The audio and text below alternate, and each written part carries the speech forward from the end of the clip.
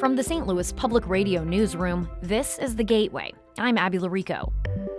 Sunday afternoon, President Joe Biden upended the 2024 election as we've known it so far by announcing he's ending his campaign for a second term. We talked to local lawmakers, party leaders, and voters about how they're feeling and their plans moving forward. I think everybody gets how high the stakes are. Plus, 8 Republicans are running to become Missouri's next Secretary of State. That high number due in part to Senate President Pro Tem Caleb Rowden dropping out of the race in March. His departure kind of opened up an avenue for some that seemed like the opening that they were maybe looking for. St. Louis Public Radio's Sarah Kellogg breaks down the Republican primary for Secretary of State. That plus other local and regional news for this Monday, July 22nd. Local lawmakers are responding largely along party lines to the news of the end of President Biden's campaign and his endorsement of Vice President Kamala Harris.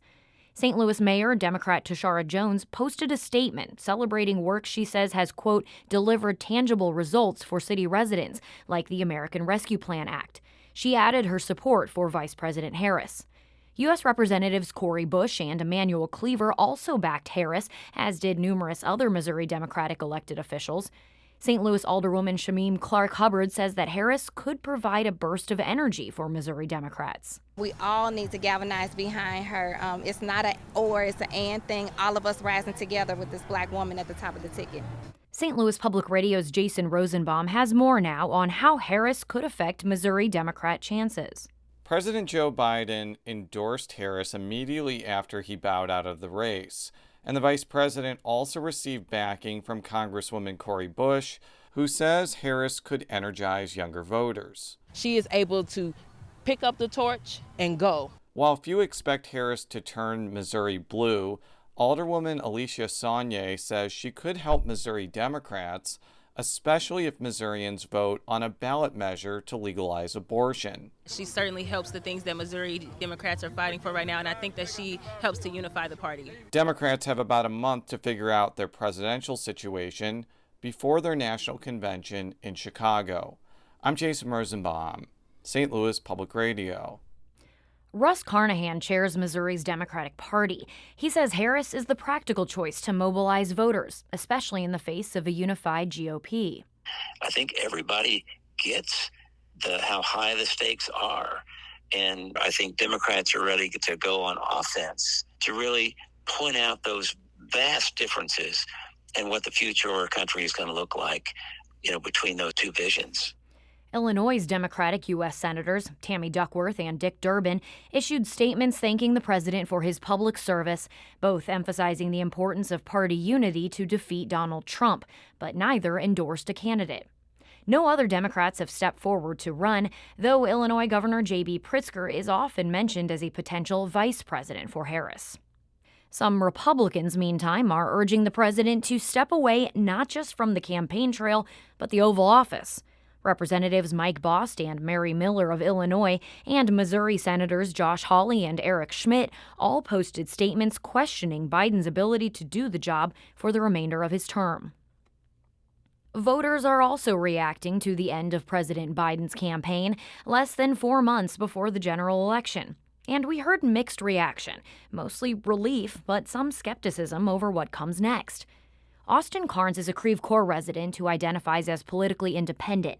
He says the end of Biden's campaign felt inevitable after his poor debate performance last month, but after the show of unity at the Republican National Convention last week, he says the move feels especially consequential. The pressure for him to drop out should have happened, 2 years ago. I think if that was going to happen, that's when it was need to happen. But now, with the Republican Party so unified, I think that, 4 months before the election is way too late.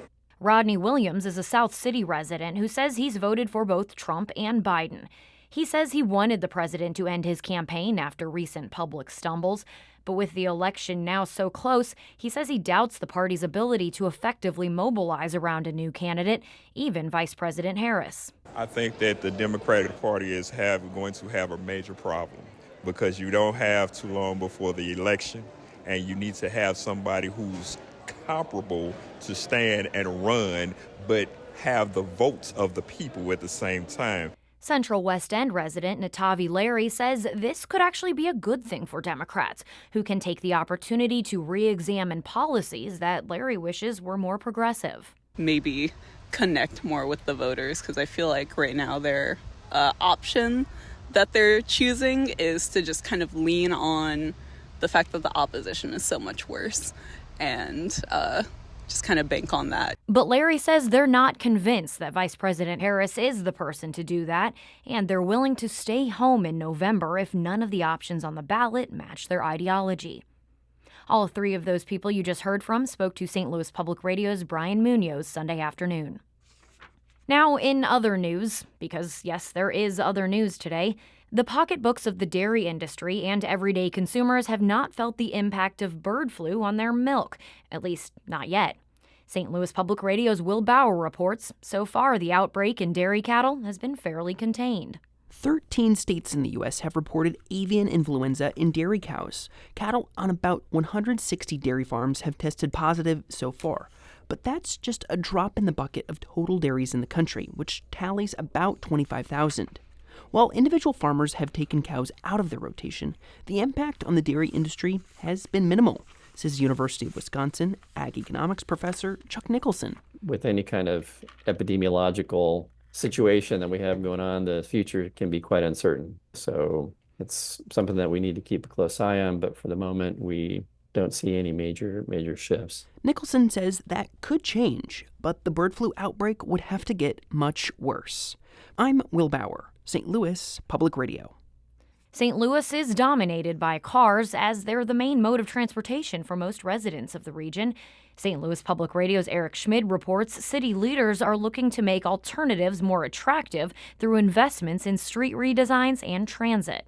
Nearly 70% of workers in St. Louis drive to work by themselves in their own vehicle, according to American Community Survey data. But that doesn't mean driving is everyone's preferred way of moving through the city.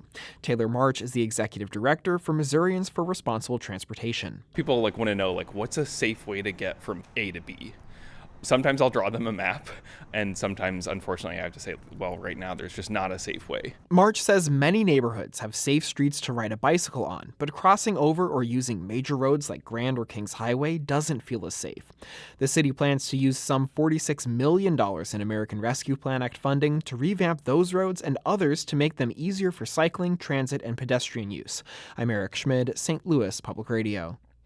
People in the St. Louis region are being asked to share what they love and what they would improve about where they live. East-West Gateway Council of Governments is seeking responses to a survey. They will be included in the Where We Stand report, analyzing how St. Louis compares to similar regions around the country. The data comes out every 5 years or so and helps determine local government goals and projects. Spokesperson Nancy Cambria says it's an opportunity for communities to put political differences aside and focus on what affects them locally. Perhaps we're getting stuck in arguments that are very systemic nationwide. And what can we find that we can really channel as uniquely our own, both as an asset or areas that we can address? The survey is open through the end of the month. You can find a link to complete it at stlpr.org.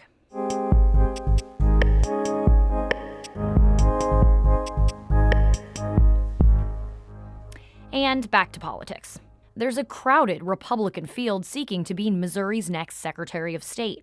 With about 3 weeks left until the August primary, St. Louis Public Radio's Jason Rosenbaum spoke with State House and politics reporter Sarah Kellogg about the race, including why there are so many candidates. Sarah, there are 8 Republicans seeking to become Missouri's next Secretary of State. Can you tell us who they are? Yeah, so we're going to go alphabetically. We have Wentzville Municipal Judge Mike Carter, State Senator Mary Elizabeth Coleman, St. Louis County resident and political strategist Jamie Corley, St. Louis resident Valentina Gomez, State Senator Denny Hoskins, Speaker of the House Dean Plucker, Greene County Clerk Shane Scholler, and State Representative Adam Schwadron. And I also want to add that on the Democratic side, House Representative Barbara Pfeiffer is the most well-known Democrat who filed for that position.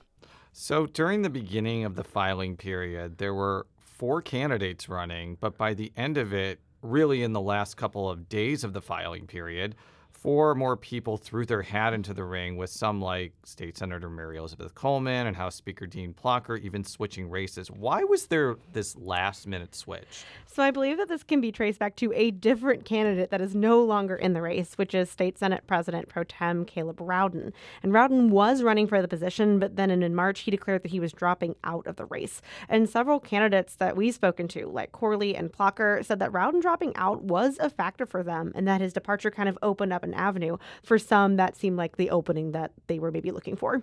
So in this really crowded race, what are the central issues that candidates are seizing on? I would say that many of the candidates have made the topic of non-citizens voting in Missouri elections to be a major sticking point in their campaign. I also, before we get into that, I want to say it's already against the law in Missouri to vote if you are not a U.S. citizen. But state lawmakers this past year passed a proposed constitutional amendment that bans non-citizens from voting. Now, that will appear on the ballot and has to be passed by voters to go into effect. But, that issue has definitely spilled over into the Secretary of State's race. In interviews with the candidates, both Coleman and Plocher have made those points cornerstones of their campaigns, and that's really an issue that I would say that all the Republicans kind of agree on there. One issue that's generated a variety of opinions is whether Missouri should make it harder to amend its constitution. Where do the candidates stand on this? This particular issue has less of a united front than some others, and this topic has really been up front and center the last couple of years, mainly because the legislature has failed to put a proposed amendment on the ballot that would make it harder to amend the Constitution in the last few sessions. Majority of the candidates do want it to be harder to amend the Constitution. However, there are some other opinions from some of the candidates. Shane Scholler, for example, says he's in favor of small constitutions, but that this issue has pretty much already been settled and that voters won't want that power to be taken away from them, and they're not going to vote for it. They want to be able to pass things through the initiative petition process. And unlike some of her fellow candidates, Corley doesn't want to make that process harder. So the issue doesn't have unanimous agreement there. And something that also doesn't have unanimous agreement is hand counting ballots during elections. There has been a push from conservatives to hand count paper ballots. What do the candidates think about this? Most candidates are not in favor of this idea. Hoskins, who introduced a bill this past session that would have required the hand counting of ballots, is definitely an advocate of it, but he is outnumbered on this. Many are fine with the current process of using machines that are not connected to the internet and hand counting in situations like audits or recounts, not the entire ballot during an election, with many saying that would just take too much time and, human error is a thing. So that was definitely more not in favor of it than for. Sarah Kellogg is St. Louis Public Radio State House and Politics reporter. Sarah, thanks. You're welcome. Sarah was speaking with our Jason Rosenbaum. Our Fred Ehrlich edited that piece. You can read more primary election coverage at stlpr.org. The Gateway is a production of St. Louis Public Radio, a listener-supported service of the University of Missouri St. Louis. Music by Ryan McNeely of Adult Fur. I'm Abby Larico, and from the St. Louis Public Radio Newsroom, this has been The Gateway.